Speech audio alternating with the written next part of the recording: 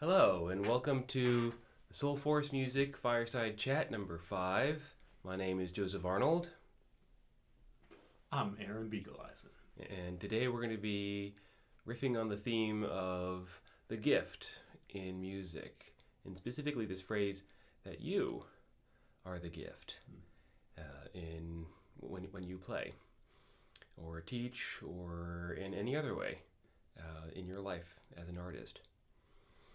And really just as a person.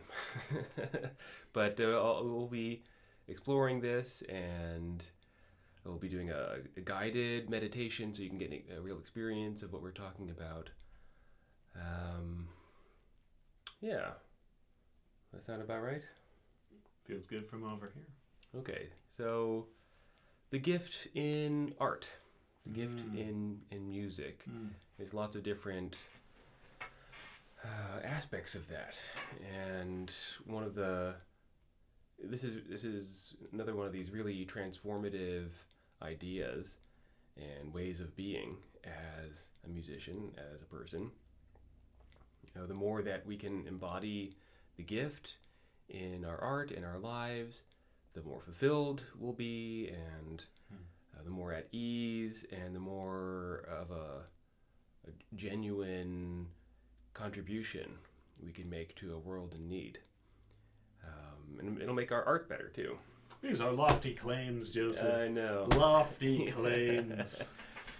So how does the gift show up in music, for instance? Lots of different ways.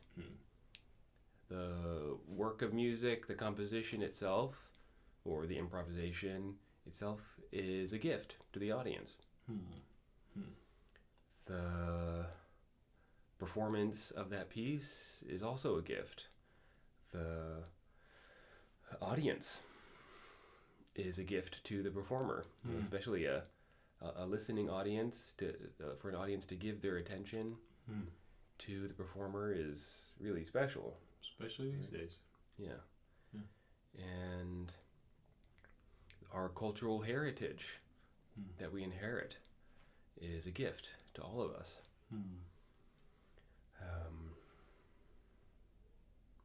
And our students, for those of us who teach, that when we teach, we are a gift to our students, and our students are also a gift to us. And of course our talents. Talent can be developed, but the original predilection in our lives, that's a gift. And one of the most important sort of changes in thinking that we've been exploring is, which also makes this one of the 5 pillars of Soulforce music. We did a whole episode on that last time. Is that we're not just sharing our gifts. Of course, that's a common thing to talk about, a common phrase, that we share our gifts when we make music, but also that you are the gift when you make music. When you get up on stage, personally speaking, sure, the style of music matters. I have my preferences, but when I go see a live performance, it doesn't really matter that much to me what piece it is, or what style of music it is, or what instrumentation it is. All those things are fine, but what really makes it a moving experience, a really powerful experience, is when I hear the performer's essence coming through in their music. And one of the ways into that is to know that when you play, it's you that the audience wants. And this really shifts the overall frame of performance, how we think about performance, how we think about teaching, how we think about practice, career. So I thought we would sort of explore this shift of how knowing that you are the gift Hmm. brings, yes, benefits to whatever it is that we do. Mm-hmm. And then after that, we'll go through these like teaching, performance, career, practice, and then we'll do a couple guided experiences for you. So where do you want to start? Well, there was something that I think is important to speak about, which is that, let's say if your woo-woo sensor or your skeptic meter is alert right now, okay, so that's welcome. Mm-hmm. That's totally welcome. So what I would say is that this is, well, you could frame this as something like an experiment in change of perspective. Okay, you could try it on for 10 seconds or a minute or for the course of this video. And then if it doesn't feel right now, we're not trying to convert you, okay?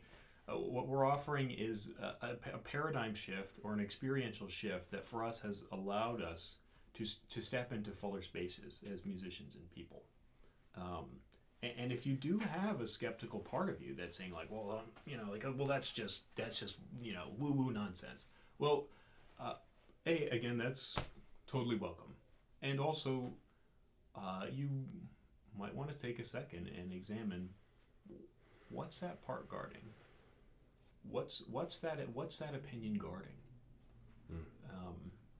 What's underneath? Is there something underneath that? Is there a part of you that's longing to have a more whole musical experience, to have a more whole experience of life in general? So, food for thought. Indeed. Thank you for that. Yeah. Yeah. Well, I suppose the most obvious place to start in exploring this paradigm shift is in performance.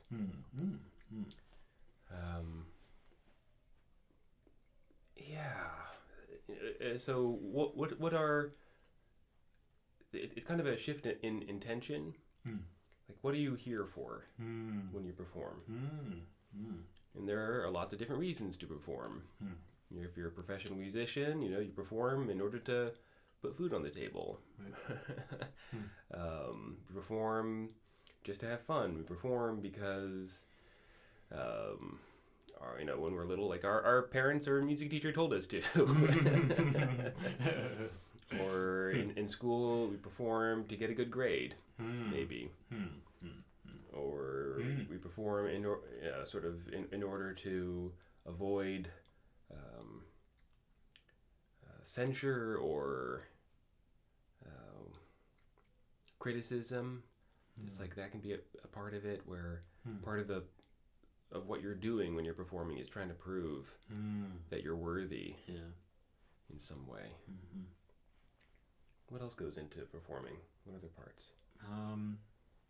Yeah, so I guess what comes up for me is that what's so useful about the perspective of offering yourself as a gift when you're performing is that let's say you have performance anxiety arise as you're performing.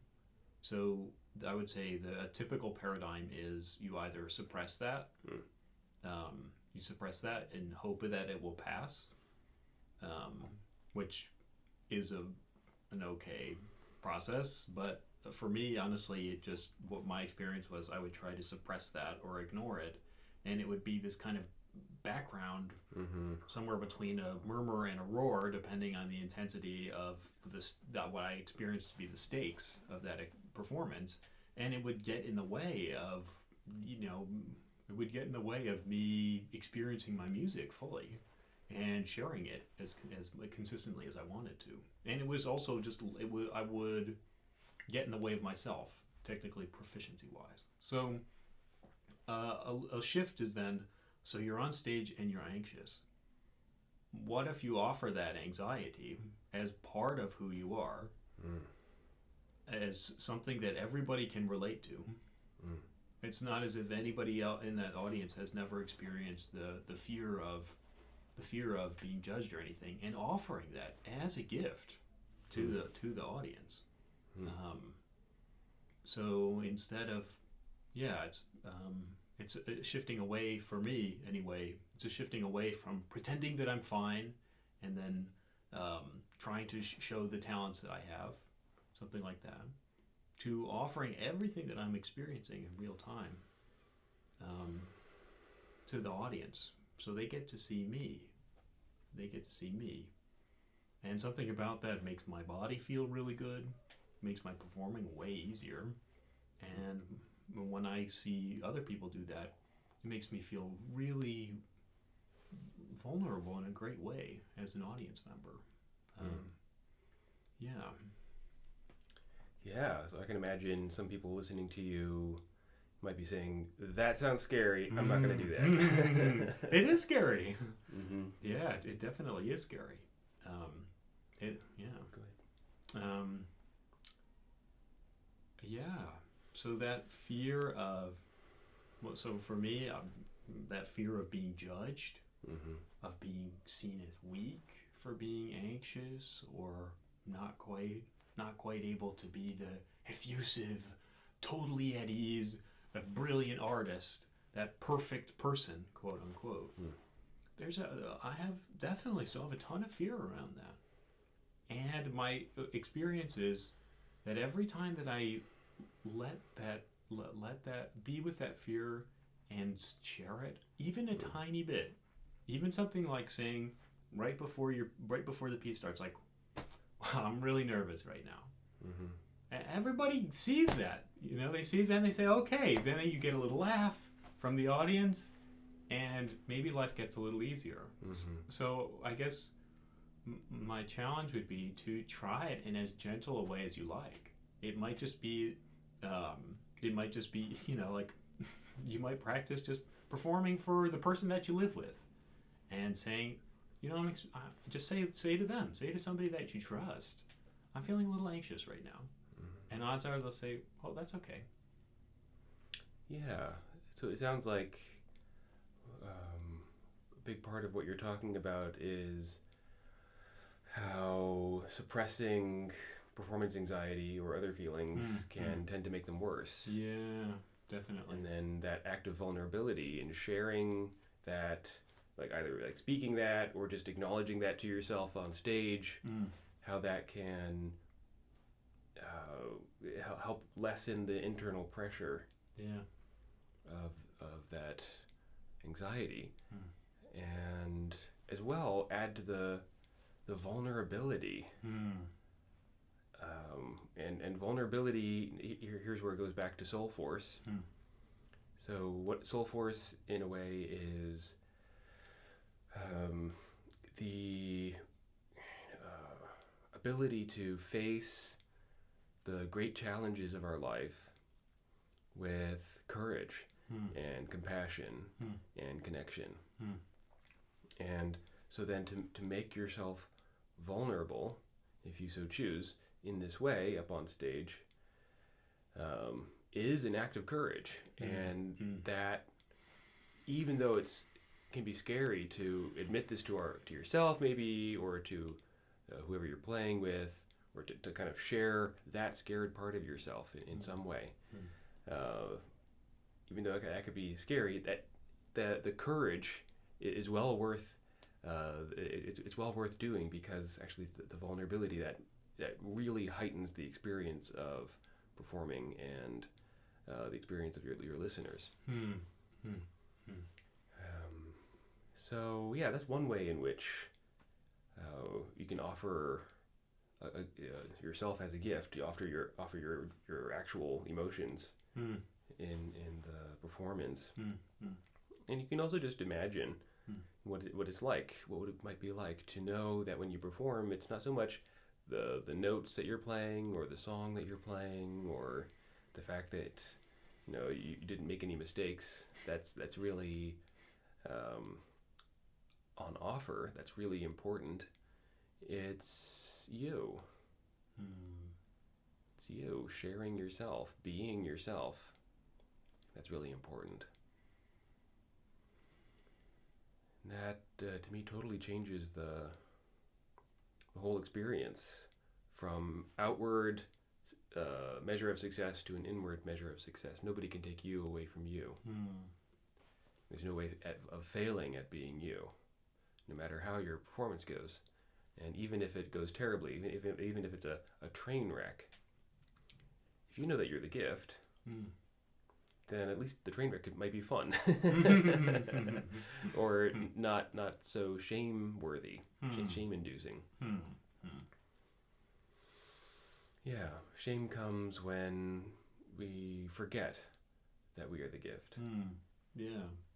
What comes to mind for me is maybe you've had this experience. I've had this experience trying to cook someone.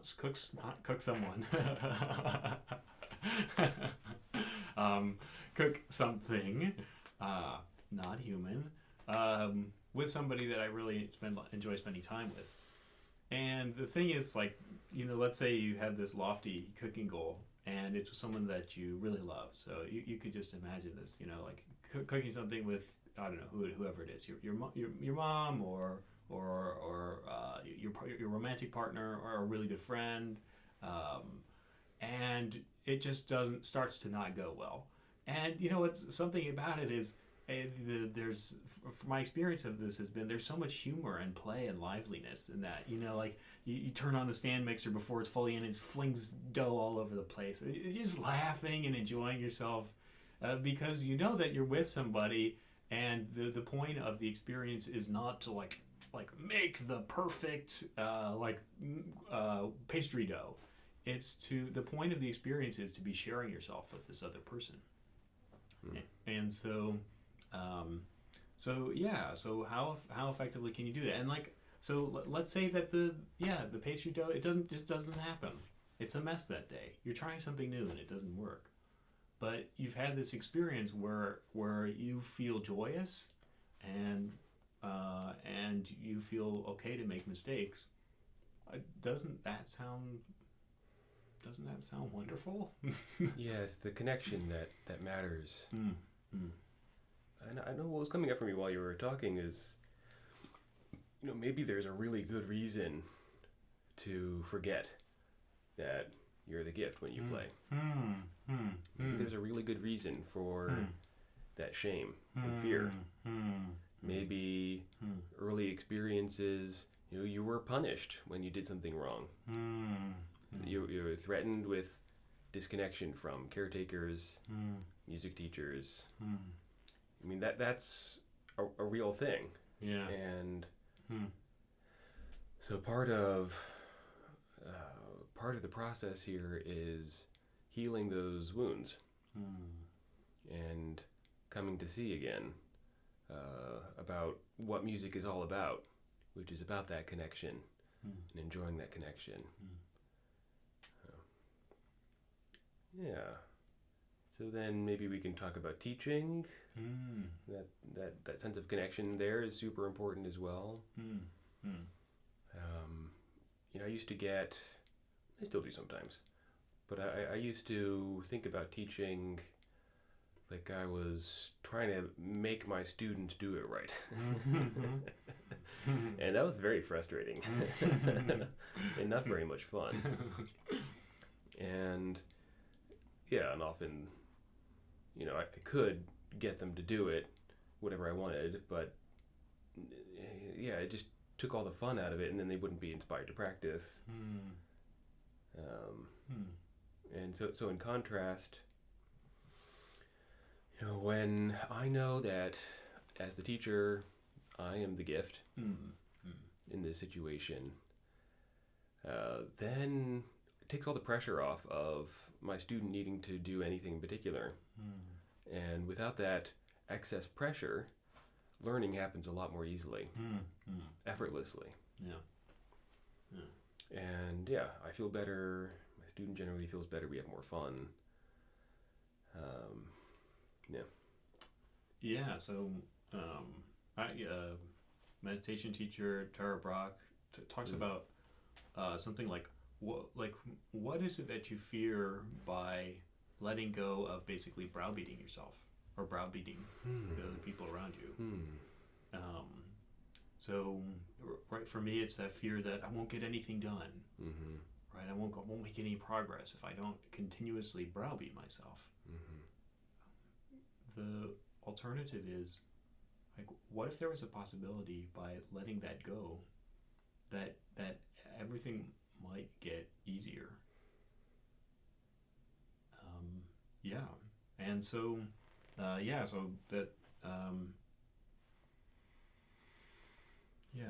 that's what came up for me about what you said. No pithy ending to that. There you go. That's okay. One more thing with teaching is to remember that the student is the gift, and not any of their accomplishments, right, per se. Yeah. And of course, we want them to get better at what they do and to grow as an artist. And that can very easily turn into this narrow pursuit of technical mastery at the expense of musicality and well-being. Yeah. And so to remember that your student in and of themselves, as themselves, is a gift, then again, all of a sudden the pressure is taken off for them to be a certain way. And as soon as you stop trying to make your student be a certain way, then they can be the way that they are, and their natural energy and enthusiasm will help support and guide their learning. Learning is only hard when you're trying to force yourself or force somebody else to be a certain way. Yeah. So there's something that comes up for me. So for the past couple of years, I've been a music director at a very high pressure prep high school. And I had this experience that kind of fundamentally changed the way that I was approaching my teaching. And it wasn't as if before that I was like do this right and all that stuff. I mean, I had already had enough experiences of I was really, I would say, on my way towards being in a space where I could see myself as a gift that I offered to the students, and the students were a gift to me. I went on a retreat, a school retreat, and there was this experience. It was like 2.5 days into this retreat. Students had no cell phones, and then basically the whole process is they just have time to actually get to know each other and get to know, like, basically the hardest parts of their lives. And so there was the structure of this exercise was everybody, all the students sat in a circle, and there was maybe like 30 or 35 students, and one student would go up to the center of the room. They would hold up some sort of ceremonial object, and they would basically just say to the whole group what was the hardest thing that they were holding in their lives. And I heard some things that were unimaginably difficult. And I also heard that some of these students, like multiple accounts of students contemplating suicide. And so I was really, I was so deeply moved, and I was really like, something has to change. Because what we're doing as an institution, but most locally, what I'm doing as a teacher needs to address the fact that these young people don't feel seen as the gifts that they are. Don't feel seen as totally worthy of being accepted in the world. And so what can I do to change that? And so it starts with doing my best to accept myself on a day-to-day basis, of saying it's okay for me to feel anxious or afraid or grumpy, to see that there's something underneath that's deeply beautiful, and that also those things are beautiful too, and that it's okay. It's that I want to make sure that my students sense, by me being okay with being myself, that they can be okay being themselves too, especially these days. Life is hard right now, harder than usual. And if I can do that consistently, my teaching has gone from being something that seemed much more like a chore to something that is pretty consistently fun. Fun and makes me feel good. I feel more energized oftentimes when I'm teaching than before I started. And also, my students seem to come alive. And they learn stuff too. Yeah. So. Yeah, This is not a wishy-washy thing. Yeah. Yeah, when we're used to trying to control our students, trying to force them to do things that maybe they don't really want to do, then we encounter all kinds of problems. We have judgments about them, lazy, stupid, whatever, even if we don't say that to them. But learning is very difficult. It requires a lot of energy to do that for student and teacher and parents and everybody. And so if we can take that pressure off and still have a high standard of technical proficiency or anything like that, we might actually inspire the student to achieve that from inside themselves rather than with a threat of punishment. Rather than that. Yeah.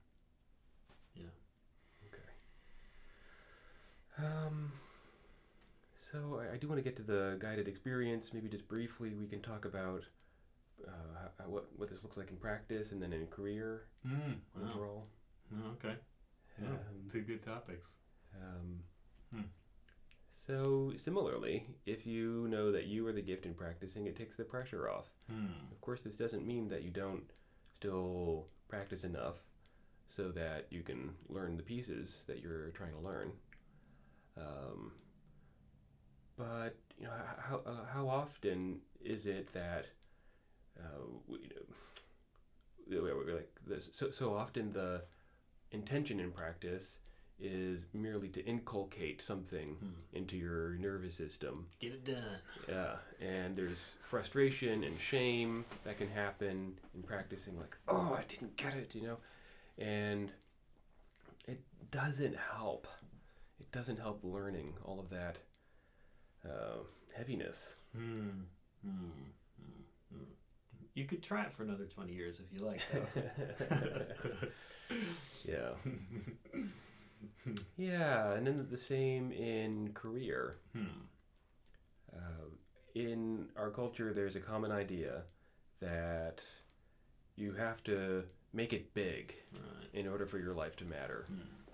That you have to have an important position somewhere, or have, a Grammy-nominated album, or know lots of famous people, or make tons of money, or win competitions, or whatever, have your music on TV, in order for you to feel fulfilled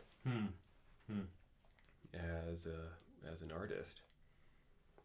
And yet, we look at the lives of rich and famous people. They don't seem all that happy. They are not immune to divorce and drugs and alcohol abuse, from suicide, and all the things that make life miserable. Making it big doesn't really correlate with having a fulfilling career as an artist. So what does make a fulfilling career, and how does the gift fit into that? Yeah, well, if you are performing and it makes you come alive, then you won the game. Yep. Then you won. Simple as that. Right. Yes, as soon as you can take care of your survival, right? If you can't put enough food on the table, if you don't have a roof over your head, then you don't really have the luxury of thinking of yourself as a gift and all these nice ideas necessarily. You still could, but it's much, much harder. But as soon as you have that, then whenever it is that you come alive, when you feel good about performing, no matter what that is, no matter how it actually turns out, then you've won. And to know that, comes back to that Thurgood Marshall quote, who's a civil rights leader. He actually studied with Mahatma Gandhi. I just learned about that recently. What? And he's the one who said, don't ask what the world needs. Rather, do what makes you come alive, because what the world needs is people who have come alive. And in this way, just the humble act of playing a gig or playing music for somebody or teaching a lesson, having a thorough practice session, a fun practice session, making the small goals. If you do that, knowing that you're the gift, then you are making the world a better place. You are having the fulfillment that you might be seeking otherwise in like getting that next promotion or that big paying gig, which might be fun. Yeah. But don't necessarily lead to fulfillment. Yeah. I mean, it's not to like say don't do that. Don't it's like if you have an opportunity to play at Carnegie Hall, go ahead and do that. Definitely. But I would say uncoupling even a little bit your happiness from external accomplishment to a sense of internal fulfillment is ultimately going to make that whole experience better. And the odds are you're going to play better at Carnegie Hall if you do that. Yeah, for sure. Okay. Well, I'd like to guide you then in a couple experiences so you can have an embodied sense of what we're talking about. So there are 2 guided meditations here, or 2 guided experiences, and I'll try to keep them relatively brief. The first one, so you can go ahead and close your eyes, and the idea here is I'm going to say these 4 phrases, and with each of these 4 phrases, I want you to see how they affect your body, how you feel. And what we're looking for, do you feel more closed off, more open, more tight, or more free, that kind of a thing. And these 4 phrases are about your attitude towards performing. So you can imagine performing for a moment here, and you're thinking to yourself, I have to get it right, I hope I don't get it wrong. I'd better get it right. I hope I don't make any mistakes. All right, just notice how that feels in your body.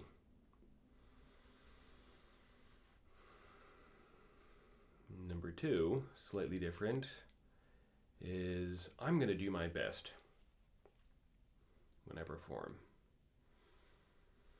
I'm going to do my best.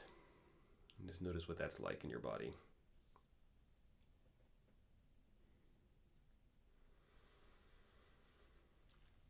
The third one, again, imagining performing.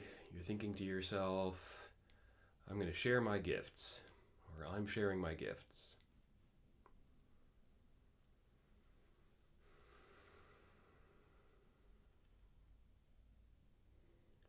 And the fourth one is I am the gift.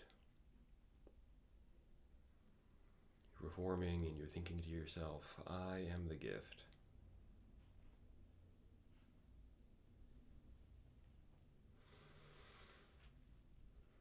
What do you notice with any of those?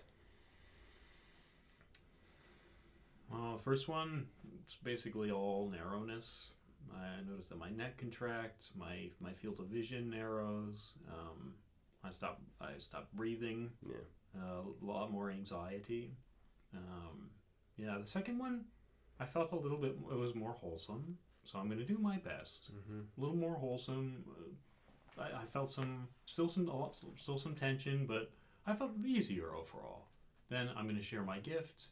I would say that I felt a little bit more vulnerable with that one. But again, kind of mostly as kind of tight and okay, that would be fine. I'm going to share my gifts, kind of a nice thought. And then the last one, I am the gift. Then my whole body started to open up, and I felt quality of ease. Yeah, vulnerability. Yeah, similar. Like the anxiety and tension come in large part from how we think about ourselves and what we do. And got to do it right. Hope I don't make mistakes. That puts a lot of pressure on ourselves. A lot of pressure. Self-worth definitely tied to technical performance in that case. And our nervous system picks up on that. It's like, of course you're going to get tight. And I'm going to do my best at least a little bit more constructive. But still, you might not do your best. Or what if your best isn't good enough? So again, our nervous system, the amygdala, part of the fear center of our brain, picks up on that. It's not stupid. So there's still a little bit of tightness with that. And then the third one, I'm going to share my gifts. That definitely feels a lot better to me. Yeah. There's still somehow some anxiety in that, for me. Yeah. So I think what we come to was that it's for me, it still has this paradigm that there are certain things that I'm allowed to share. Yes. Which is my talentedness or my musicality or how much I've practiced. There you go. And so on. But the things like me being anxious or even like just the truth of what I'm feeling at this moment, I'm not allowed to share that. So, but I'm going to share my gifts, and people will like that. Right. So then dividing yourself from the parts that you like and the parts that you don't like, again, is a cause for anxiety in itself.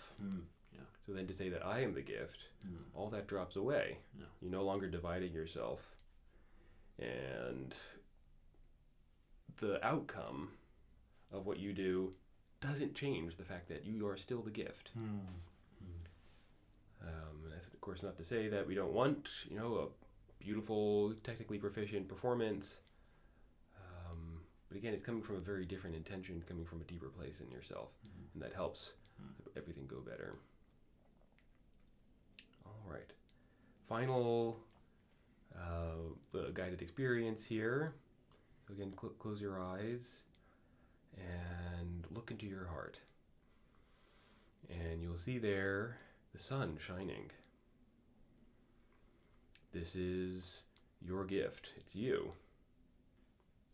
This sun shining is you, and your gift radiates from your heart.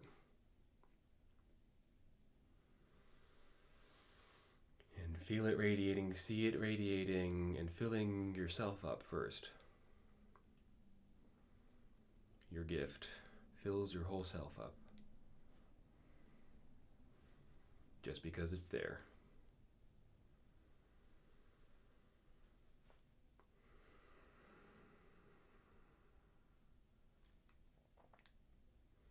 And now let your gift shine onto somebody who's nearby you. Maybe somebody sitting next to you or in your house, wherever you happen to be. Let the sun shining in your heart, your gift, yourself, radiate on them and see their appreciation and joy in receiving you, your gift. It fills them up.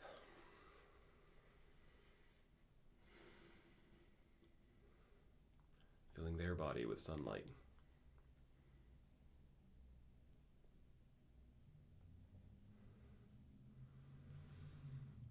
And now shine your gift on the people in your life who you love, one by one.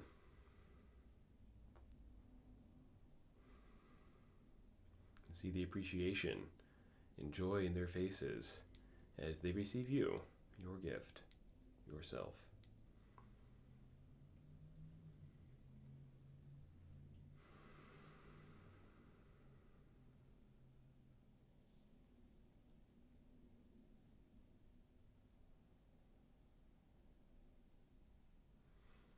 And now, with the sun shining from your heart, let your gift shine over your whole community.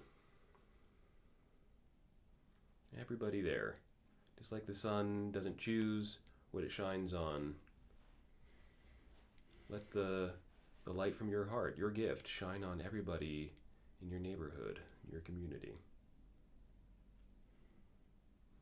Filling them up with sunlight.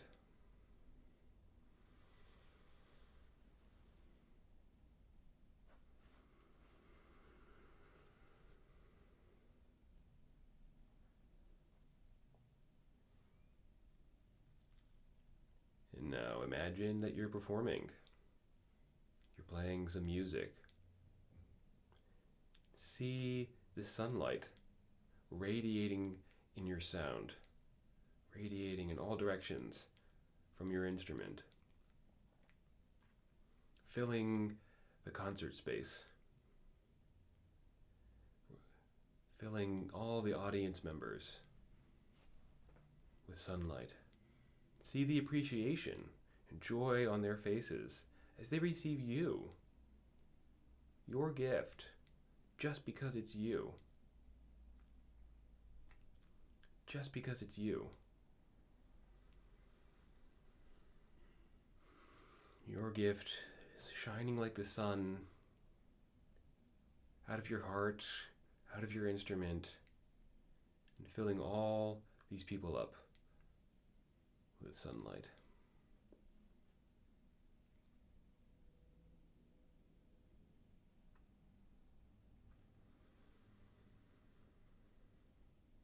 Notice how that might feel in comparison to how you normally perform.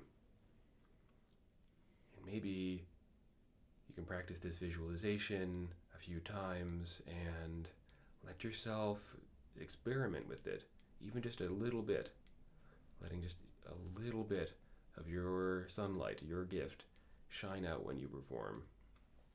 If you can do it with 1% of your gift showing, that's great. If you can do it with 10%, great. 100%, it doesn't really particularly matter how much right now.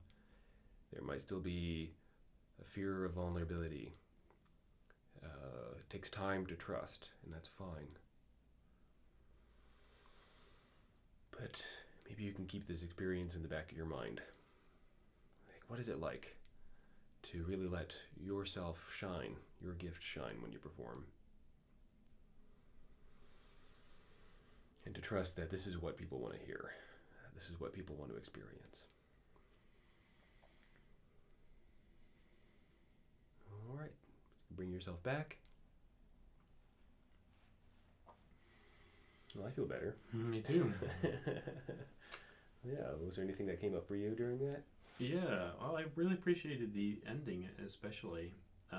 My experience was that I was experiencing some strain trying to make the gift appear in its full-fledged form. And the image that came to me that was really effective was, I don't know if you've ever seen on a kiln or on a forge, but it's a door that you can open a certain amount. So I would say that this experience, it's not like it kind of is like it's on or it's off, but how much it's on or it's off, you can decide. You get to choose. Yeah. So if you just want to crack that door to your heart open 1%, that's still really great. Yeah. It's still a really beautiful experience. And if you want to crack it open just a tiny bit more, that's fine too. And if you don't want to, it's totally up to you. Some situations might not call for this. Yeah. So be sure to do it in situations where it feels appropriate. Good. Anything else? All right.